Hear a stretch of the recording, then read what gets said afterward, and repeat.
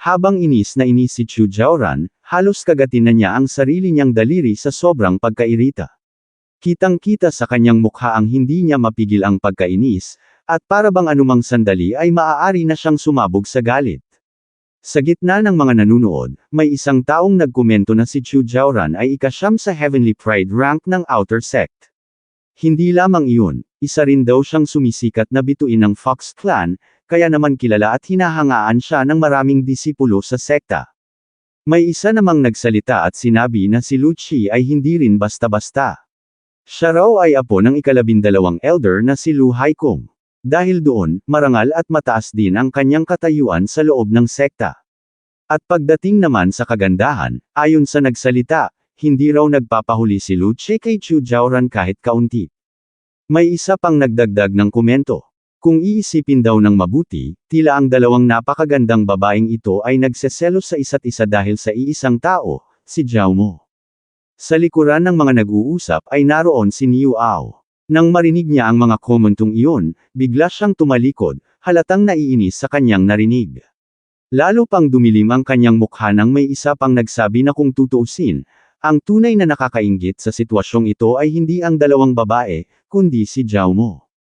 Lumipat ang eksena sa Holy Land ng Nine Dragon Sword Mount. Sa loob ng isang kuweba na tila isang bundok na espada, tahimik na nagkukultivate si Long Tianxiang. Ang kapaligiran sa loob ng kuweba ay mabigat at tahimik, habang mula sa kanyang katawan ay patuloy na lumalabas ang matinding lilang enerhiya. Matapos ang ilang sandali ng katahimikan, unti-unti niyang idinilat ang kanyang mga mata.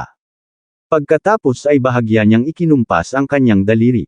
Sa simpleng galaw na iyon, agad na gumalaw ang kanyang malaking espada. Parang buhay itong lumipad sa ere at direktang humiwas sa malalaking batong nakapaligid sa kanya. Ang mga batong iyon ay agad na nabiyak at nagkapira-piraso. Ngunit kasunod nito ay nagsitilapon pabalik ang mga debris ng bato patungo sa kanyang direksyon. Dahil dito, mabilis niyang pinrotektahan ang sarili upang hindi siya matamaan. Para kay Long Tianxiang, tila wala lamang ang nangyaring iyon. Subalit nang unti-unting hamupa ang alikabok na kumalat sa paligid, napansin niyang may isang taong nakatayo sa di kalayuan. Nagulat siya nang makita na naroon pala si Niu Ao, na tila matagal nang naghihintay upang magulat. Magalang na yumuko si Niu Ao bago nagsalita. Sinabi niyang kumakalat ang balita sa Outer Sect na si Junior Sister Lu Qi ay umano'y nagseselos dahil sa isang gwapong lalaki, kasama si Chu Jiaoran ng Fox Clan.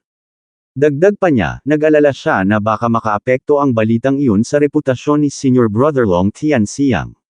Dahil dito, nagpasya siyang personal na pumunta roon upang iulat ang nangyayaring usap-usapan. Sa sandaling marinig iyon, biglang tumayo si Long Tianxiang. Mula sa kanyang katawan ay agad na sumiklab ang isang malagintong enerhiya ng espada. Sa galit niyang tinig, pinagsabihan niya si Niu Ao dahil naglakas loob itong gambolain ang kanyang secluded cultivation para lamang sa isang bagay na para sa kanya ay walang halaga. Kasunod nito ay pinakawalan niya ang malagintong enerhiya ng espada patungo kay Niu Ao. Nang makita iyon, agad na nakiusap si Niu Ao. Sinabi niyang huwag siyang masyadong sisihin dahil biglaan lamang ang kanyang ginawa. Dagdag pa niya, aalis na siya agad upang hindi na makagambala. Ngunit bago pa man siya makaalis, pinigilan siya ni Long Tianxiang. Napilitan tuloy si Niu Ao na humarap muli sa kanya. Nanginginig ang kanyang katawan habang maingat niyang tinanong kung mayroon pa ba itong nais ipagawa o iuutos. Hindi agad sumagot si Long Tianxiang. Sa halip, tahimik siyang nagpadaloy ng isang gintong enerhiya patungo sa katawan ni Niu Ao. Sa lakas ng enerhiyang iyon, biglang napatalsik si Niu Ao at bumagsak sa sahig. Humandusay siya roon habang nakakaramdam ng matinding sakit sa buong katawan. Nalilito at naguguluhan, tinanong niya kung bakit iyon ginawa ni Senior Brother Long Tianxiang. Habang patuloy na naglalabas ng lilang enerhiya ang kanyang katawan at nagliliwanag ang kanyang mga mata, sinabi ni Long Tianxiang kay Niu Ao na tumigil ito sa pagpupumiglas at tingnan ng mabuti ang kanyang dibdib. Nang sundin iyon ni Niu Ao at tingnan ang kanyang dibdib, laking gulat niya nang makita na may nagliliwanag na figure ng espada roon. Pagkatapos ay tumalikod si Long Tianxiang habang ipinaliwanag na iyon ay isang hibla ng sword intent na kanyang ipinagkaloob. Dahil dito ay napatanong si Niu Ao kung ano ang ibig sabihin ni Senior Brother Long Tianxiang sa ginawa niyang iyon. Dahan-daang lumingon si Long Tianxiang sa kanya, malamig ang ekspresyon ng mukha. Sinabi niyang sa mundong ito ay palaging may ilang langgam na hindi alam kung gaano kalaki ang langit at lupa. Pagkatapos ay inutusan niya si Niu Ao na iligpit si Zhao Mo para sa kanya. Matapos sabihin iyon, mabilis na lumipad palayo si Long Tianxiang at iniwan si Niu Ao sa loob ng kuweba. Habang naiwang mag-isa, bahagyang tumawa si Niu Ao. May kasamang galit ang kanyang mukha habang nagpapasalamat kay Senior Brother Long Tianxiang. Kasabay nito ay inilabas niya ang malagintong enerhiya na nagmumula sa markang espada na nakaukit sa kanyang dibdib. Lumipat ang eksena sa Climbing Heaven Road, kung saan nakapasok na sina Lu Qi at Zhao Mo. Habang tahimik na pinagmamasdan ni Lu Qi ang paligid, nagsimula siyang magpaliwanag. Sinabi niya na ang Climbing Heaven Road ay isang lugar na automatikong nagtatala kung ilang palapag ang naaakyat ng isang disipulo. Ibig sabihin, malinaw na nasusukat dito ang kakayahan at lakas ng sinumang susubok na umakyat. Dagdag pa niya, dahil iyon ang unang pagkakataon ni Zhao Mo na pumasok sa lugar na iyon, may isang bagay na kailangan nitong malaman. Kapag nagsimula na ang pagsubok, automatikong mahihiwalay ito sa kanya. Agad namang naunawaan iyon ni Zhao Mo. Tahimik siyang tumango bilang pagsang-ayon. May nais pa sana siyang itanong kay Lu Qi, ngunit bago pa siya makapagsalita ay bigla siyang hinalikan nito ng mabilisan. Dahil sa biglaang pangyayaring iyon, tuluyan siyang napatahimik at hindi na nakapagsalita pa. Pagkatapos ng maikling sandaling iyon, naglakad na papalayo si Lu Qi. Bago siya tuluyang lumayo, nag-iwan siya ng simpleng paalala kay Zhao Mo na kailangan nitong mag-ingat. Habang nakatayo roon, bahagyang dinaman ni Zhao Mo ang naiwan nitong halik sa kanyang labi. Sa isip niya, sinabi niya na si Lu Qi ang dapat na mas mag-ingat. Hindi pa man nagtatagal ay biglang kumapal ang usok sa kanyang paligid. Unti-unting napuno ng makapal na ulap ang buong lugar. Pagkaraan ng ilang sandali, nagsimulang hamupa at maglaho ang usok na nasa kanyang harapan. Nang lumino ang kanyang paningin, laking gulat niya sa kanyang nakita. Biglang lumitaw sa harap niya ang tatlong halimaw, isang malaking itim na manok na may namumulang mga mata, isang halimaw na tila napakalaking daga na may matutulis na balahibo sa buong katawan, at isang malaking pulaka. Halos walang anumang babala, sabay-sabay na lumusab ang tatlong halimaw patungo sa kanya. Agad na kumilos si Zhao Mo. Sa tamang oras ay nailegan niya ang unang pag-atake ng mga ito.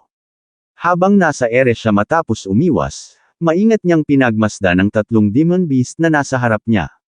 Napagtanto niya na kahit nasa unang palapag pa lamang siya ng Climbing Heaven Road, ang mga halimaw na ito ay nasa antas na Foundation Establishment Realm. Kung gayon, malinaw na walang paraan na ang isang bagong pasok na Outer Disciple ay madaling makakapasa sa lugar na ito. Bago pa man siya makapag-isip ng susunod na hakbang, biglang gumalaw ang isa sa mga halimaw. Pinaikot nito ang sarili nitong katawan, at sa bawat pag-ikot ay naglalabas ito ng malalaking tinak na mabilis na lumilipad sa iba't ibang direksyon. Agad namang umiwas si Zhao Mo sa mga tinak na iyon.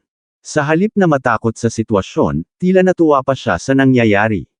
Sinimulan niyang tipunin ang gininto ang enerhiya sa kanyang kamao habang tahimik na sinasabi sa sarili na ito na ang pagkakataon niya upang gumanti. Nang maramdaman ng mga halimaw ang malakas na enerhiya na nagmumula sa kanyang kamao, nagulat ang mga ito. Ngunit huli na ang lahat upang makaiwas pa sila. Sa isang malakas na pag-atake, tumama ang kanyang suntok sa kanila. Dahil sa lakas ng tama, tumilapon ang tatlong halimaw sa iba't ibang direksyon bago tuluyang mawalan ng buhay. Matapos ang sandaling iyon, bahagyang nadismaya si Zhao Mo. Para sa kanya, napakadali lamang ng mga iyon. Hindi pa man nagtatagal ay may lumitaw na abiso sa kanyang harapan. Ipinapalam nito na nalagpasan na niya ang unang palapag ng Climbing Heaven Road at maaari na siyang pumili ng isa sa tatlong gantimpala. Kasunod nito ay lumitaw ang tatlong item sa kanyang harapan.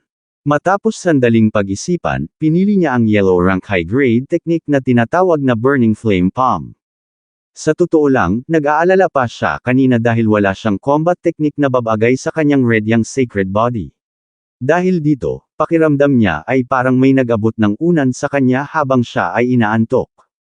Agad niya itong kinuha at sinabi sa sarili na ito na talaga ang bagay na bagay para sa kanya. Pagkatapos ay binuksan niya ang technique manual at maingat na sinuri ang mga nakasulat dito. Ayon sa nakalagay, kailangan munang iguhit ang true fire ng araw upang papasukin ang enerhiya sa katawan. Pagkatapos nito ay gagamitin ang kapangyarihan ng maliwanag na araw at ang nagliliyab na init upang palakasin ang kapangyarihan ng palm technique. Hindi na nag-aksaya ng oras si Zhao Mo. Agad niya itong sinubukan. Habang pinakakawalan niya ang ginintoang enerhiya sa buong katawan, ang kanyang kamay naman ay nagsimulang maglabas ng mapulang enerhiya.